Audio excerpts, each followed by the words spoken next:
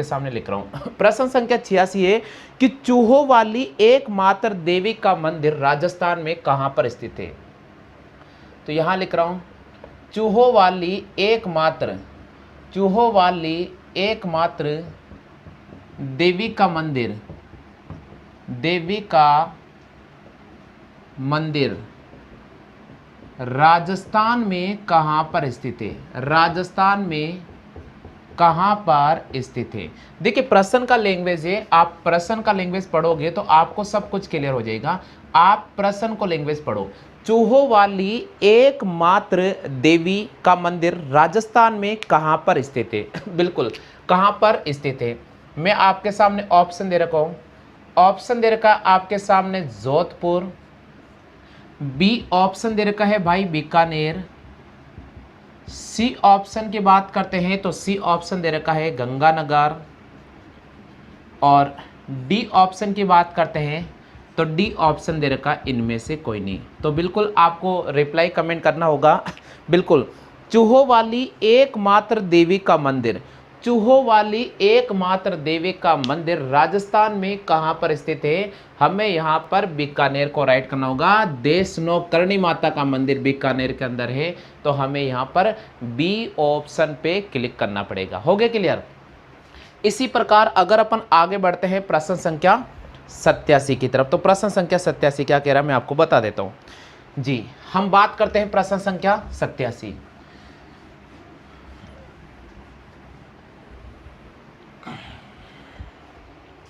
प्रश्न संख्या 87 की बात करते हैं। 87वां प्रश्न क्या दे रखा है।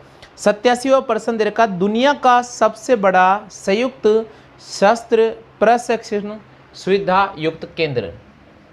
दुनिया का सबसे बड़ा दुनिया का सबसे बड़ा संयुक्त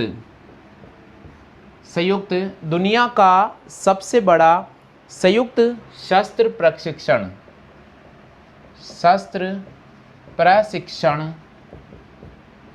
दुनिया का सबसे बड़ा संयुक्त शस्त्र प्रशिक्षण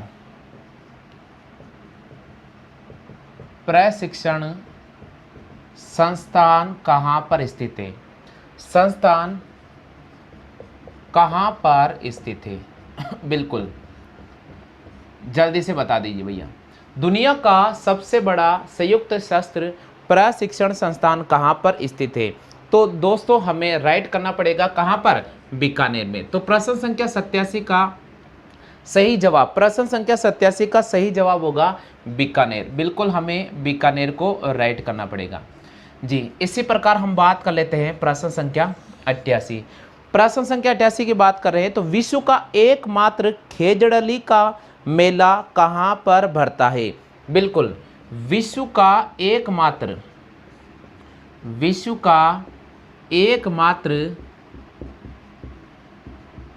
खेजड़ली का मेला कहाँ भरता है।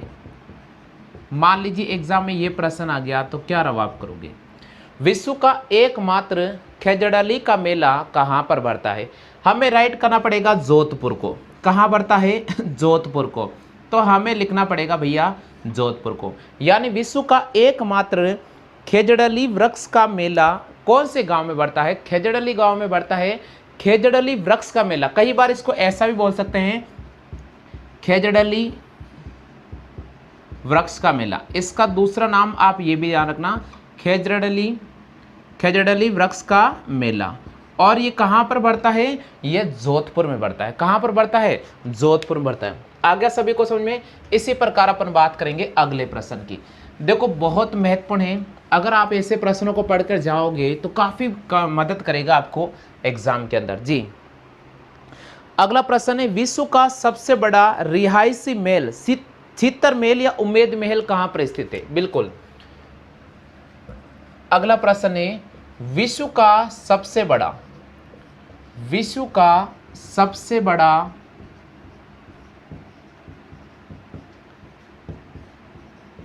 रिहायशी महल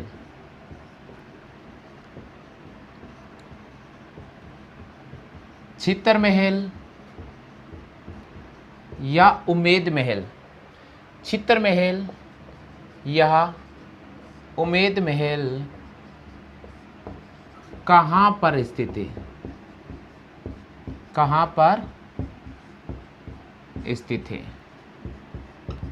बिल्कुल, विश्व का सबसे बड़ा रिहायशी महल जिसे हम बोलते हैं चित्तर महल। चित्तर महल या उम्मेद महल कहाँ पर स्थित है? भाई अगर ये प्रश्न आ गया तो क्या कमेंट करोगे? जल्दी से बता दीजिएगा, जल्दी से बताओ। विश्व का सबसे बड़ा रिहायशी महल जिसको हम चित्तर महल भी कहते हैं और उसी को हम उम्मेद महल भी कहते हैं, भैया कहाँ पर स्थित है? कमेंट करो जल्दी से। अरे भाई ये जोधपुर में स्थित है। इसका प्रश्न का जवाब होगा जोधपुर। इस प्रश्न का आंसर क्या होगा? इस प्रश्न का जवाब होगा जोधपुर। यानी आपको अगर ये प्रश्न आता है तो जोधपुर को राइट करना पड़ेगा। अगला प्रश्न है, विश्व का सबसे बड़ा सोलर पार्क बड़ला गांव में स्थापित किया गया था। ये बड़ला गांव कहां पर है? बिल्कुल, प्रश्न संख्या 90 सुनना आप। विश्व का सबसे बड़ा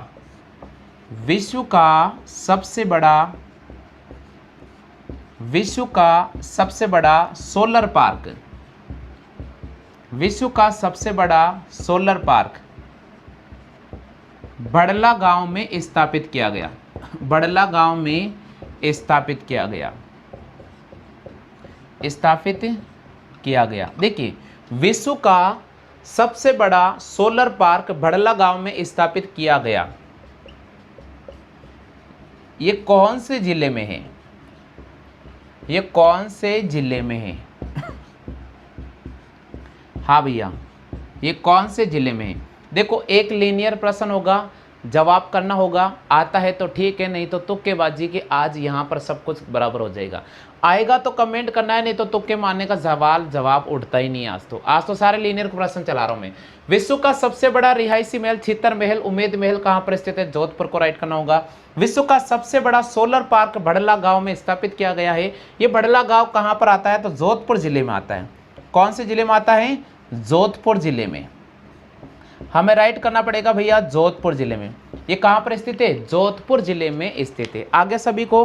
हाँ जी, अगला प्रश्न है, बहुत जबरदस्त प्रश्न है, एक एक लाइन के प्रश्न है। आंसर आपको अगर आ रहा है तो कमेंट करते जाइएगा, नहीं तो शांति से प्रश्नों को सुनते जाइएगा, अपने नोट्स बनाते जाइएगा।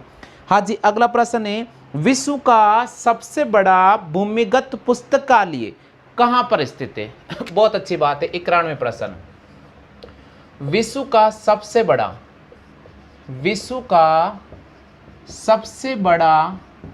भूमिगत पुस्तकालय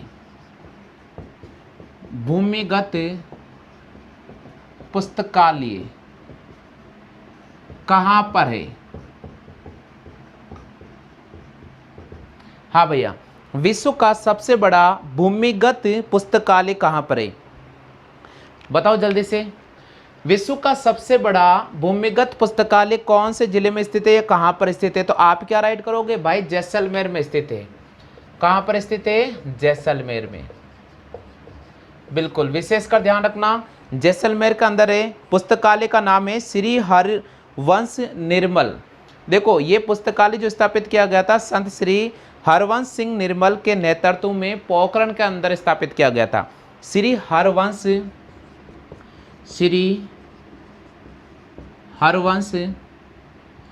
सिंह निर्मल के नेतृत्व में पोखरण में स्थापित किया गया था। पोखरण में स्थापित किया गया था। ठीक है, ये याद रखना आप। हाँ जी, 92वें प्रश्न क्या बोल रहा है? राज्य में एशिया का पहला शक्तिशाली टेलीस्कोप कहां पर लगाया गया था? बिल्कुल, राजस्थान में एशिया का पहला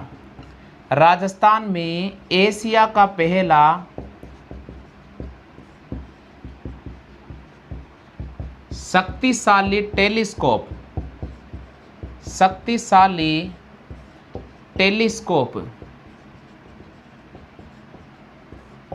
कहां पर स्थापित किया गया था? कहां पर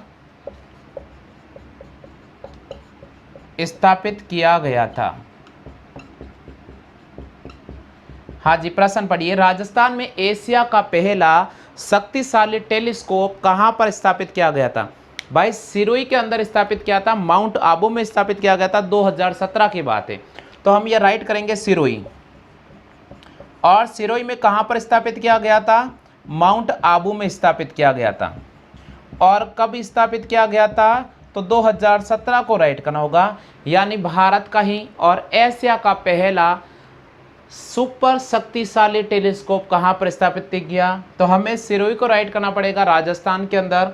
और माउंट आबू, बिल्कुल माउंट आबू में 2017 में स्थापित किया गया था। हाँ जी, नेक्स्ट प्रश्न की बात करते हैं। प्रश्न संख्या 93। देखिए प्रश्न संख्या 93 क्या कह रहा, सुनिए। विश्व में सबसे पहले सौर ऊर्जा से संचालित नाव कौन सी झील में चलाई गई थी? विश्व में सबसे पहले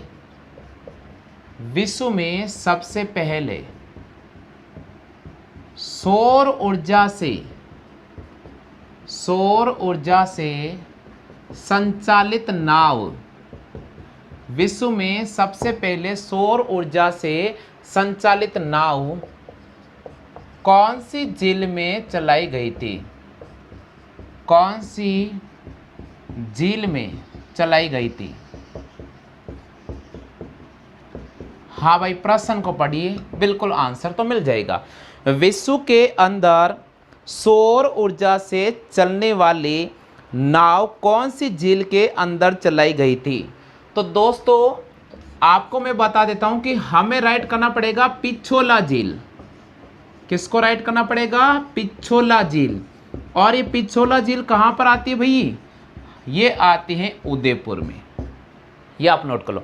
यानी इस विश्व में सबसे पहले सौर ऊर्जा पर चलने वाली, विश्व में सबसे पहले सौर ऊर्जा पर चलने वाली नाव कौन सी झील में चलाई गई है? हमें राइट करना पड़ेगा पिछोला झील, उदयपुर के अंदर। अब मान लीजिए प्रश्न बनता भाई कब चलाई गई, तो मैं आपको बता देता हूं। 1997 में इस नाव को चलाया गया था। कब चलाया गया था? 1997 में इस नाव को चलाया गया था। कहां पर चलाया गया था? राजस्थान के उदयपुर में। राजस्थान में उदयपुर के अंदर। यह प्रश्न भी बन सकता है, आप इसे कर ध्यान रखना। हाँ जी, अगले प्रश्न की बात करेंगे, प्रश्न संख्या 94। ये काफी महत्वपूर्ण प्रश्न चल रहे हैं। राजस्थान जीके टॉप क्विज, बिल्कुल सुपर सीरीज जीके में आपके सामने पढ़ा रहा हूं। और इस सुपर सीरीज जीके का यही उद्देश्य है कि आप घर पे बैठे रहें और अपने रोजाना 25 प्रश्न इस प्रकार से तैयार कर ले कि जब भी आपका अक्टूबर या नवंबर में पेपर होगा तो किसी प्रकार की कोई ज़्यादा समस्या का सामना नहीं करना पड़े। विश्व की सबसे बड़ी पगड़ी बागोर हवेली संग्रहालय में रखी गई है, कहाँ पर स्थित है? जी, प्रश्न संख्या बात करते हैं बर्रान में। विश्व की सबसे बड़ी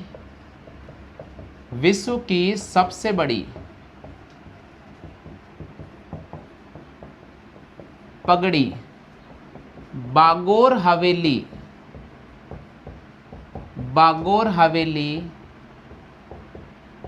संग्रहालय में रखी गई है। बागोर हवेली संग्रहालय में रखी गई है। ये संग्रहालय कौन से जिले में स्थित है? ये संग्रहालय कौन से जिले में स्थित है? बिल्कुल भाई, प्रश्न संख्या 92 का आंसर क्या राइट करोगे? प्रश्न ये दे रखा है कि विश्व के अंदर सबसे बड़ी पगड़ी बागोर हवेली संग्रहालय में रखी गई है और ये संग्रहालय कहाँ पर स्थित है? तो भाई ये संग्रहालय कहाँ पर स्थित है? ये संग्रहालय उदयपुर में स्थित है। यानी उदयपुर राजस्थान में स्थित है। अब प्रश्न क्या बन सकता है? प्रश्न ये भी बन सकता है कि बागोर हवेली संग्रहालय कहाँ पर स्थित है, तो भी हमें किसको राइट करना पड़ेगा? हमें उदयपुर को राइट करना पड़ेगा। अगर आपसे प्रश्न ये पूछ लिया जाए कि बागोर हवेली संग्रहालय कहाँ पर स्थित है, तो हमें उदयपुर को राइट करना पड़ेगा। प्रश्न आपसे ये पूछ लिया जाए कि विश्व की सबसे बड़ी पगड़ी कौन से संग्रहालय में या कौन से जिले के संग्रहालय में रखी गई है, तो हमें उदयपुर को राइट करना पड़ेगा। आ गया? हाँ जी, अगले प्रश्न की बात करते हैं, 93 प्रश्न। बहुत ही शानदार प्रश्न है ये, और एग्जाम में बनने की संभावना बनती है, तो वही पकड़ वाले प्रश्न मैं आपको हल करा रहा हूँ। हाँ जी, नेक्स्ट प्रश्न है, विश्व में सबसे पहले स्नानागार, कपास की खेती, लकड़ी की नाली, जूते हुए खेत के साक्ष्य कौन सी सभ्यता में मिले थे? ये सभ्यता कहाँ पर स्थित है? बिल्कुल, तो प्रश्न इसका ऐसे भी बन सकता है कि कालीबंगा संग्रहालय सभ्यता, कालीबंगा सभ्यता राजस्थान के किस जिले में?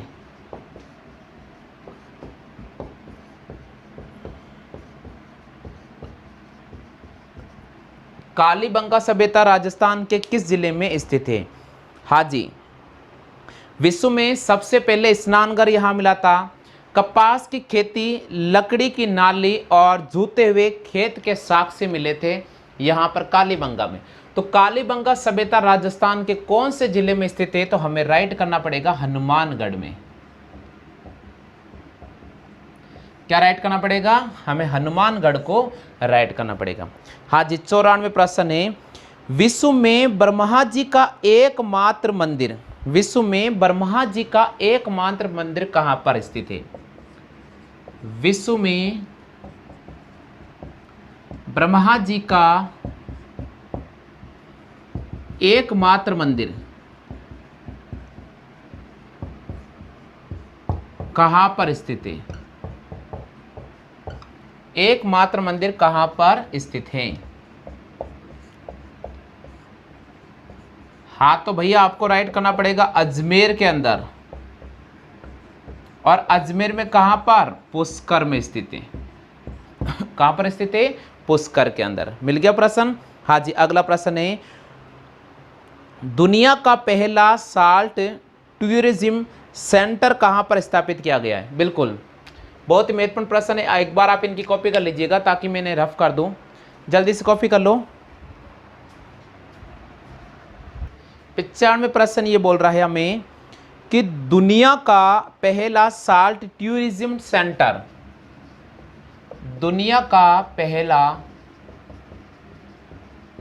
साल्ट टूरिज्म सेंटर कहां पर स्थापित किया गया है? कहां पर स्थापित किया गया है?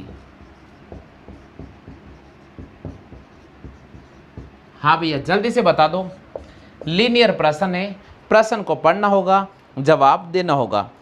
जयपुर लाइट हाउस प्रोजेक्ट लागू करने वाला एशिया का पहला शहर बना है। बहुत अच्छी बात है, प्रश्न ये भी आ सकता है कि एशिया का पहला शहर, एशिया का पहला शहर,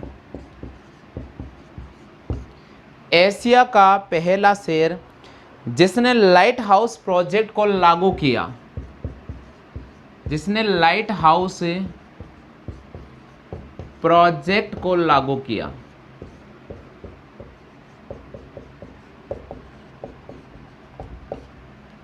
बिल्कुल, प्रश्न संख्या 97, विश्व में सबसे बड़ी सूर्य घड़ी कहां पर स्थापित है? विश्व में सबसे बड़ी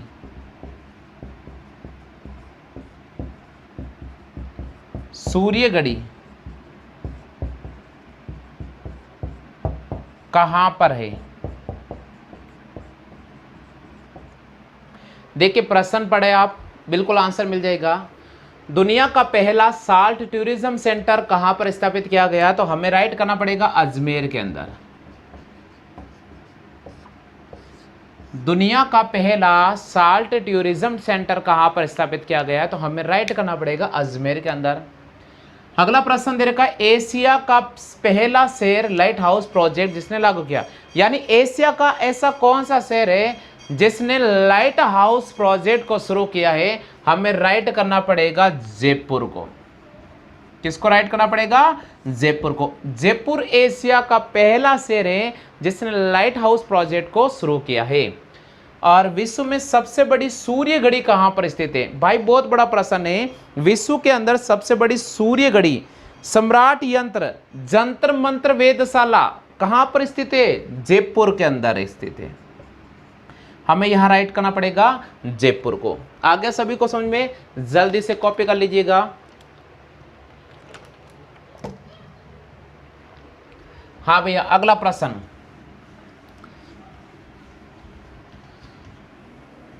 अगले प्रश्न की बात करते हैं। प्रश्न संख्या 98। 98 प्रश्न बोल रहा है, दुनिया का सबसे बड़ा सीमेंट कारखाना कहां पर है? दुनिया का सबसे बड़ा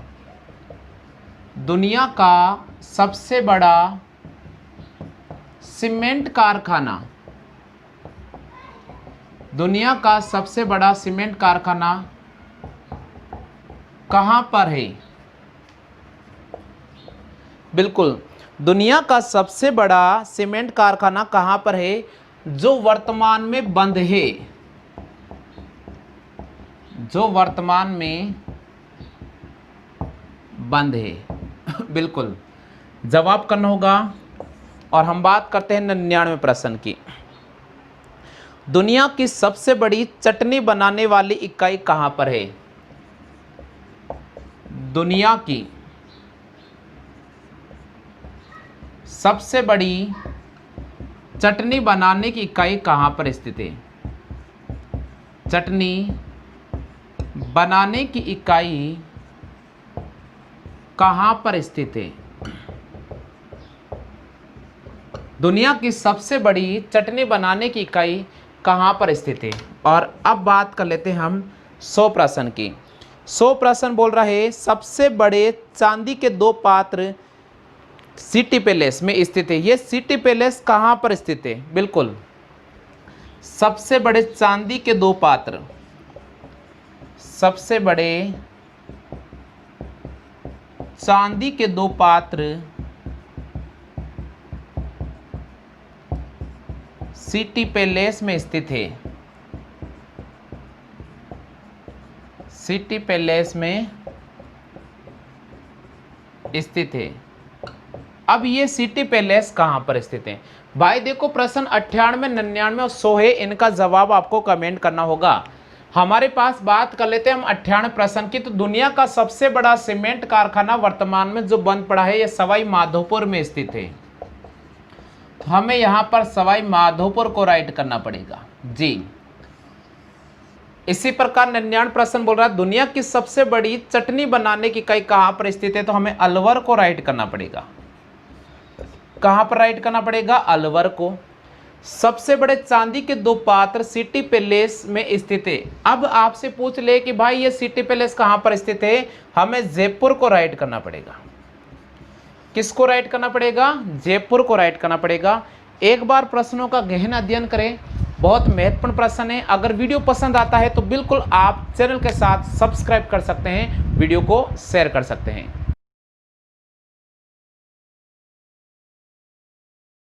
जैसा कि हमारी सीट का पहला जो प्रश्न दे रखा वो मैं आपको यहां लिख रहा हूं।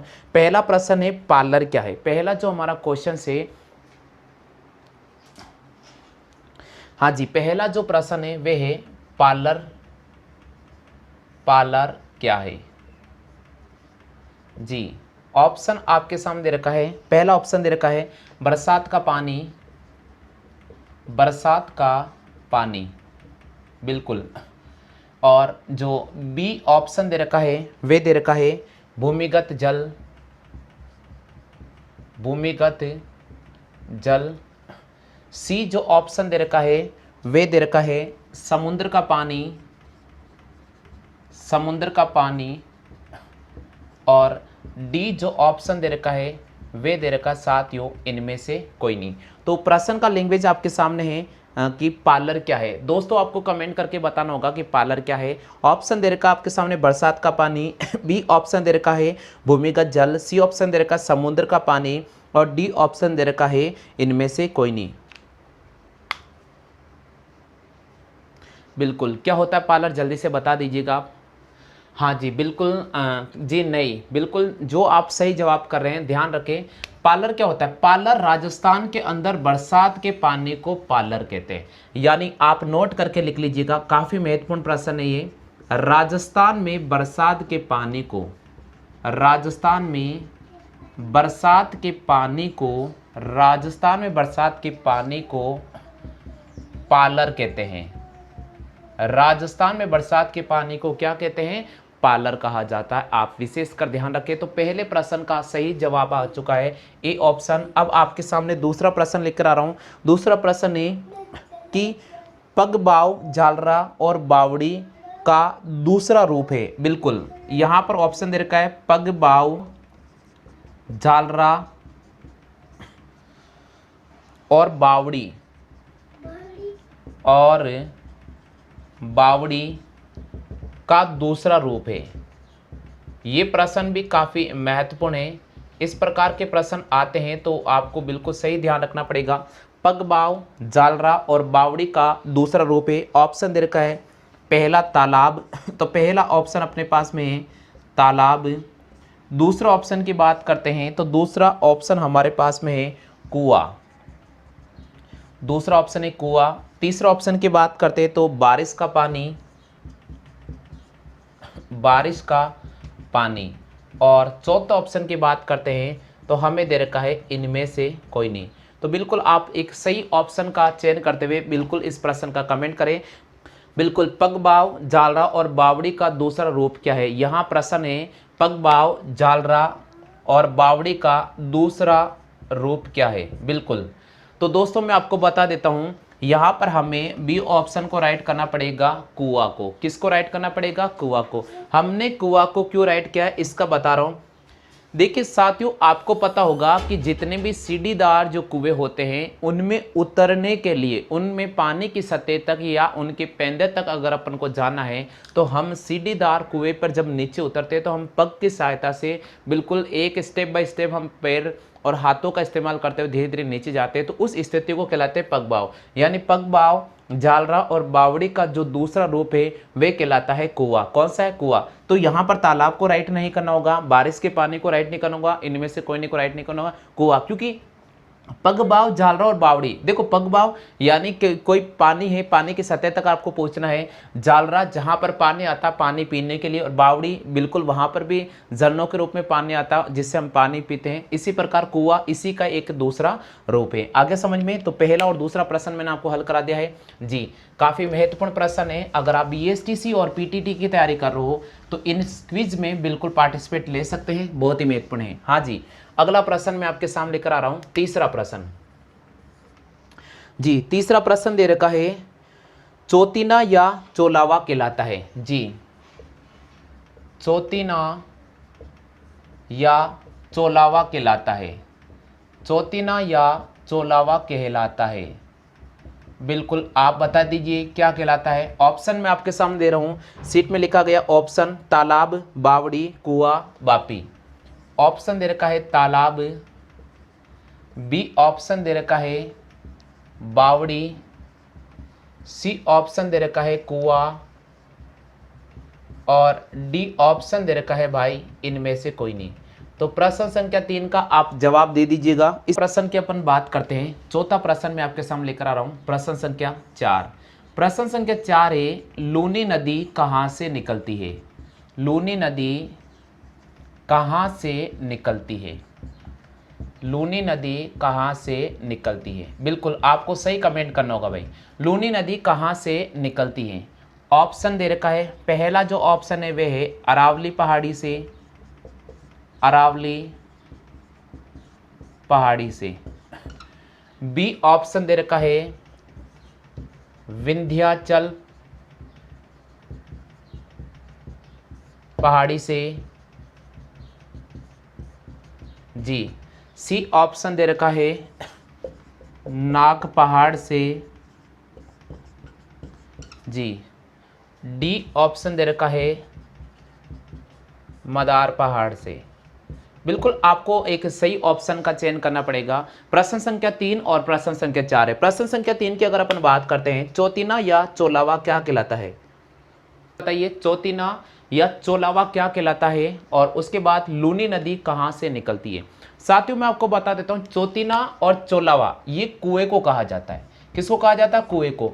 यानी ऐसा कुआं जिसमें 4 कोने होते हैं और चारों कोनों से चढ़ के द्वारा पानी निकाला जाता है। आपको पता होगा शायद कि पुराने जमाने में जब मशीन नहीं हुआ करती थी तो उस समय चढ़ से पानी खींचा जाता था, यानी बेलों के माध्यम से चढ़ से पानी खींचा जाता था। तो उस समय जो कुएं का निर्माण किया जाता है चौतीना के रूप में होते थे, यानी बहुत सारे ऐसे कुएं भी हैं जहां 4 चढ़ों का एक साथ इस्तेमाल किया जाता था और पानी खींचकर बाहर सिंचाई के रूप में कार्य लिया जाता था। तो यहाँ चौतीना और चोलावा का मतलब है कुओं से, यहाँ तात्पर्य किससे निकल रहा है? कुओं से।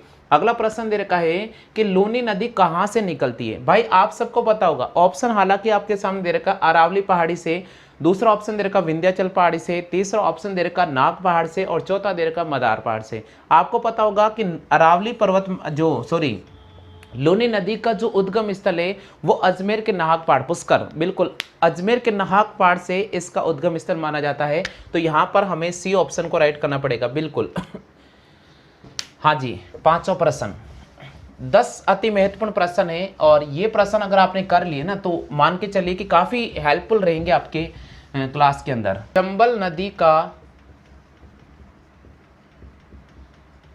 उद्गम स्थल कौन से राज्य से भाई बताना, देखिए क्या आंसर आएगा। चंबल नदी का उद्गम कौन से राज्य से?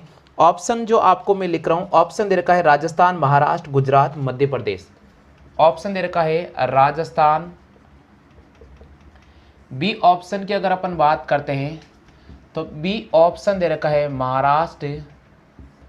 सी ऑप्शन की बात करते हैं तो सी ऑप्शन हमारे पास दे रखा है गुजरात। और डी ऑप्शन की बात करें, देखो चंबल नदी का उद्गम स्थल कौन सा राज्य है? राजस्थान, महाराष्ट्र, गुजरात और डी ऑप्शन दे रखा है मध्य प्रदेश।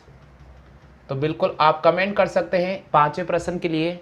और छठा प्रश्न, हालांकि मैं डिटेल से आपको सबको समझा रहा हूं। छठा प्रश्न स्क्रीन पे मैं लिख रहा हूं, सांभर झील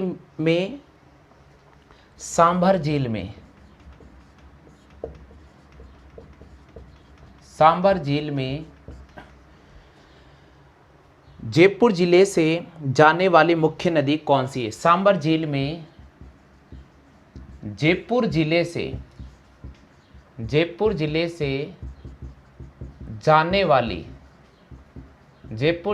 जाने वाली मुख्य नदी कौन सी है? बिल्कुल सांभर झील में जयपुर जिले से जाने वाली मुख्य झील नदी कौन सी है? या कमेंट करना होगा। ऑप्शन दे रखा है खंडेल, रूपनगढ़। ऑप्शन पहला दे रखा है खंडेल। बी ऑप्शन दे रखा है रूपनगढ़। सी ऑप्शन दे रखा है मेंढा और डी ऑप्शन दे रखा भाई इनमें से कोई नहीं। तो बिल्कुल आपको एक सही ऑप्शन का चयन करना पड़ेगा प्रश्न संख्या 5 और 6 के लिए। इसी प्रकार 7वां जो प्रश्न मैं स्क्रीन पे लिख रहा हूं, 7वां प्रश्न है चौभी, चोपड़ा, फिरनी, गऊ घाट का संबंध है। चौभी, चोपड़ा, फिरनी, गऊ घाट।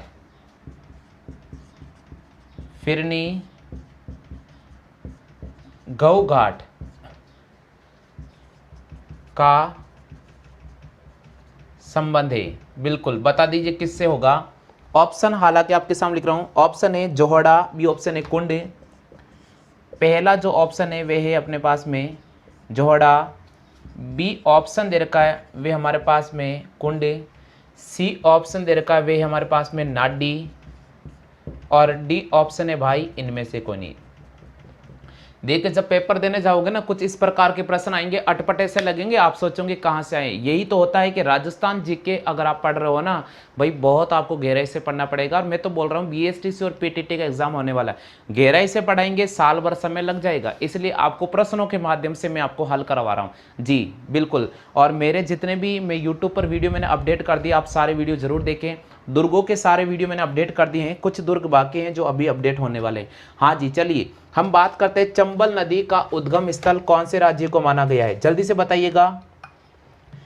हाँ जी, मैं आपको बता रहा हूँ, चंबल नदी का जो उद्गम स्थल है वो मध्य प्रदेश राज्य को माना गया। बिल्कुल, चंबल नदी मध्य प्रदेश से निकलती है। कहाँ से निकलती है? मध्य प्रदेश से निकलती है, ध्यान रखना आप। सांबर झील में जयपुर जिले से जाने वाली मुख्य नदी कौन सी है? सांबर झील से में जयपुर जिले से जाने वाली जो मुख्य नदी है वो मेंढा नदी है। चौबी चोपड़ा फिरनी गऊघाट चौबी चोपड़ा फिरनी गऊघाट का संबंध किससे है भाई? ये संबंध है किससे? जोहड़ा से। किससे संबंधित है? जोहड़ा से। तो आप लिख लीजिए जल्दी से, चौबी जोहड़े का सबसे गहरा स्थान होता है चोपड़ा। चौबी के चारों ओर की बनी फिरनियों को कहा जाता है गऊघाट। जोहड़ों के साथ बने पशुओं के पानी पीने के स्थान को कहा जाता है। तो आप इसका विशेषकर ध्यान रखें। रक्षाबंधन के दिन ब्राह्मण समुदाय के लोग जोहड़ों में स्नान कर यज्ञोपवीत बदलते हैं और भाद्रपद माह में कृष्ण पक्ष की द्वादशी को विवाहित स्त्रियां जोहड़ों की पूजा भी करती हैं। आगे समझ में? जल्दी से आप उतार लीजिएगा इनको। अगले प्रश्न लेकर आ रहा हूं मैं। प्रतिदिन 10 प्रश्न का सेट चलेगा। हर सेट आपके लिए काफ़ी महत्वपूर्ण रहेगा और 10-10 प्रश्नों का मैं सेट आपके सामने रेगुलर लेकर आ रहा हूं, आपने जरूर देख लीजिएगा, ठीक है। हाँ जी, अगला प्रश्न है, बेडच नदी किस नदी को कहा जाता है? 8वां प्रश्न है, बेडच नदी किस नदी को कहा जाता है? किस नदी को कहा जाता है? बिल्कुल, बेडच नदी किस नदी को कहा जाता है? भाई सही कमेंट करना होगा। ऑप्शन आपके सामने है, आयड़ नदी, पहला ऑप्शन है आपके पास में आयड़ नदी। दूसरा ऑप्शन की बात करते हैं तो दूसरा ऑप्शन दे रखा है कोठारी नदी, कोठारी नदी। तीसरा ऑप्शन की बात करते हैं तो तीसरा ऑप्शन दे रखा बनास नदी। और चौथा ऑप्शन की बात करते हैं तो हमें दे रखा है कातनी नदी। बिल्कुल, आप कमेंट कर दीजिएगा प्रश्न संख्या 8 का सही जवाब। इसी प्रकार प्रश्न संख्या 9, बिल्कुल प्रश्न संख्या 9 की बात करते हैं, बहुत ही महत्वपूर्ण है। राजस्थान में पूर्णतः सर्वाधिक क्षेत्र में बहने वाली नदी है। 9वां प्रश्न है, राजस्थान में पूर्णतः सर्वाधिक क्षेत्र में बहने वाली नदी है, बहने वाली नदी है। राजस्थान में पूर्णतः सर्वाधिक क्षेत्र में बहने वाली नदी है। ऑप्शन दे रखा आपके सामने चंबल, बी ऑप्शन दे रखा है बनास, सी ऑप्शन दे रखा हमारे पास में लूनी और डी ऑप्शन दे रखा माही। डी ऑप्शन दे रखा है भाई माही। तो बिल्कुल सही बता दीजिएगा। और यहाँ पर 10वां प्रश्न है आपके सामने, राजस्थान की खारी झील किस सागर के अवशेष है? बिल्कुल, राजस्थान में खारी झील, राजस्थान में खारी झील किस सागर के अवशेष मानी जाती है? किस सागर के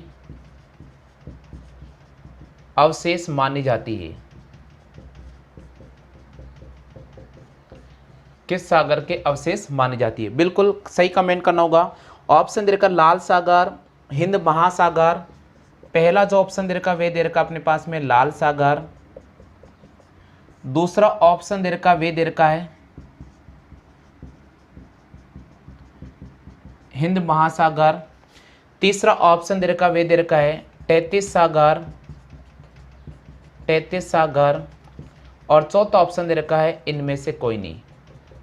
हाँ तो भाई जल्दी से बताओ, देखिए आंसर क्या होगा।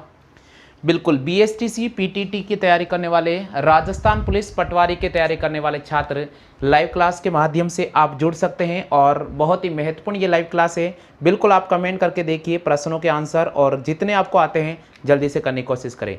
जी, प्रश्न का लैंग्वेज क्या दे रखा, सुन लीजिए पहला प्रश्न का लैंग्वेज।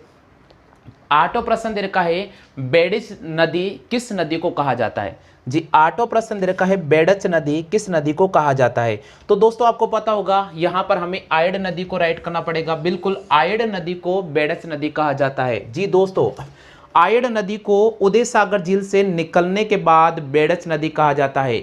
आयड़ नदी को उदय सागर झील से निकलने के बाद बेड़च नदी कहा जाता है। यह नदी गोगुंदा की पहाड़ी से निकलती है जो चित्तौड़गढ़ के आगे बिंगोत के समीप बनास नदी के अंदर मिल जाती हैं। राजस्थान में पूर्णतः और सर्वाधिक क्षेत्र में बहने वाली नदी कौन सी है? तो राजस्थान में पूर्णतः और सर्वाधिक क्षेत्र में बहने वाली नदी है वो बनास नदी है। तो हमें यहाँ पर 90 के बी ऑप्शन को राइट करना पड़ेगा जी।